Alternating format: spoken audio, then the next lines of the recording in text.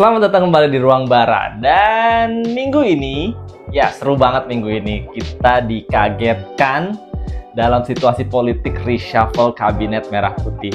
Well, akhirnya Presiden Prabowo mengambil kebijakan untuk melakukan reshuffle yang kedua kalinya. Ini yang kedua. Yang pertama itu waktu reshuffle Menteri Pendidikan Tinggi.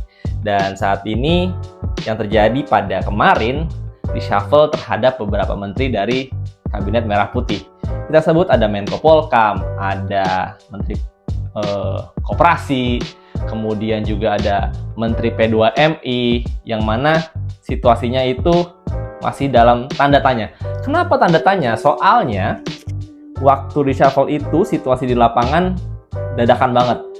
Banyak pihak yang menilai ini tidak seperti reshuffle pada umumnya, di mana sudah ada seperti akan ada terjadi hari ini dan siapa saja namanya, tapi ini enggak. Benar-benar di hari yang sama, dan sebenarnya kita bertanya-tanya di lapangan kalau mungkin besok atau mungkin ini nama-nama yang akan, tapi belum pasti gitu. Karena kenapa ya? Karena nama-nama yang diganti ini tampaknya seperti ada yang janggal. Kenapa janggal? Kita sebut di posisi Menko Polkam. Polkam ini tiba-tiba dicopot, tapi nggak ada penggantinya sampai hari ini.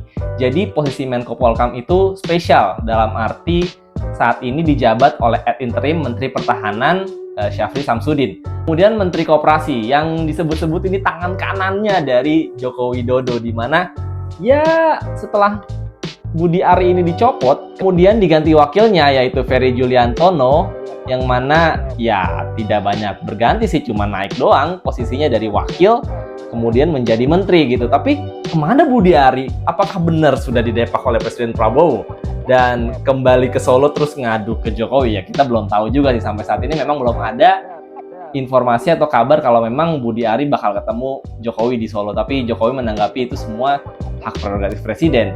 Lalu berikutnya ada Sri Mulyani. Wah, ini yang paling gong sih menurut saya. Karena kenapa ya? Karena Menteri Keuangan ini kan pemegang kas negara begitu ya, bendaharanya, kemudian diganti. Tapi ini situasinya memang sudah puncak dari kelelahan mungkin ya dari Sri Mulyani sendiri, karena kita tahu Sri Mulyani salah satu korban daripada penjarahan aksi demo ricuh minggu kemarin di akhir Agustus 2025. Rumahnya dijarah, dan salah satu yang paling menyayat hati Bu Sri Mulyani adalah salah satu lukisan bunganya yang menurut dia sangat personal, dan itu digondol sama penjara-penjara itu, dan belum tahu infonya apakah lukisannya itu balik atau enggak.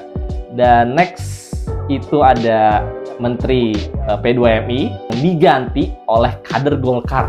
Nah ini menarik, kenapa kader Golkar akhirnya mengisi posisi baru? Karena di kementerian itu wakilnya juga dari Golkar. Sekarang menterinya dari Golkar lagi. Dan lucunya posisi Menteri Pemuda dan Olahraga Dito Aryo Tejo ini copot. Tapi sekarang belum tahu penggantinya siapa. Dan Istana mengatakan kalau gantinya ini juga masih belum ada. Menteri Prasetyo Hadi mengatakan kalau yang bersangkutan masih di luar kota, jadi tidak ikut nih pelantikan kemarin. Ini lucu, gimana sih? Lu mau melantik orang dari reshuffle, tapi orangnya belum ada, tapi lu tetap melakukan reshuffle itu. Kenapa nggak ditunda dulu? Kenapa nggak semua nunggu komplit? Dan ya inilah yang gue bilang dari awal, kalau reshuffle ini dadakan dan penuh tanda tanya. Jadi sekarang Menpora kosong, dan ramai beredar kabar kalau bakal diisi sama sosok muda, sosok yang familiar, sosok yang diketahui publik, katanya seorang artis. Bener nggak sih? Ya, kita belum tahu karena sampai hari ini sebenarnya sosok tersebut sudah ada di Jakarta dan sudah mengikuti berbagai kegiatan dari pemerintahan itu sendiri. Terakhir kemarin kelihatan di World Cult Muslim Jambore di Cibubur. Sampai hujan-hujanan gitu dia ikutan di sana. Tapi tetap hadir mewakili atau utusan dari presiden begitu infonya. Kemudian ada nama lain yaitu dari kader Golkar lagi. Tapi ini lucu ya, kalau misalkan kader Golkar lagi, artinya Golkar banyak banget dong porsinya di kabinet gitu. Apa enggak ini ya, bete ya dari partai Gerindra gitu kan? Ini kenapa Golkar lagi gitu?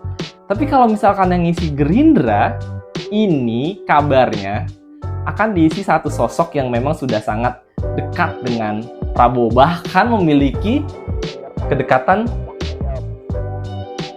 saudara, di mana sosok tersebut adalah Rahayu Saraswati. Tapi unik. Kenapa unik? Karena beberapa hari kemarin yang bersangkutan mundur dari parlemen. Apakah memang dipersiapkan untuk menjadi menpora? Kita nggak tahu. Dan sosok lainnya mungkin masih menjadi tanda tanya ya. Tapi 3 orang ini daripada Rahayu Saraswati, sosok public figure, dan kader Golkar tadi yang digadang-gadang Putri Komarudin, anggota DPR juga. Pihak Golkar tidak membantah tapi tidak membenarkan.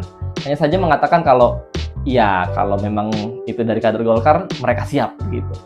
Jadi layak kita tunggu bagaimana dinamika reshuffle minggu ini. Oke, we'll see you next week on Baras Channel. Bye!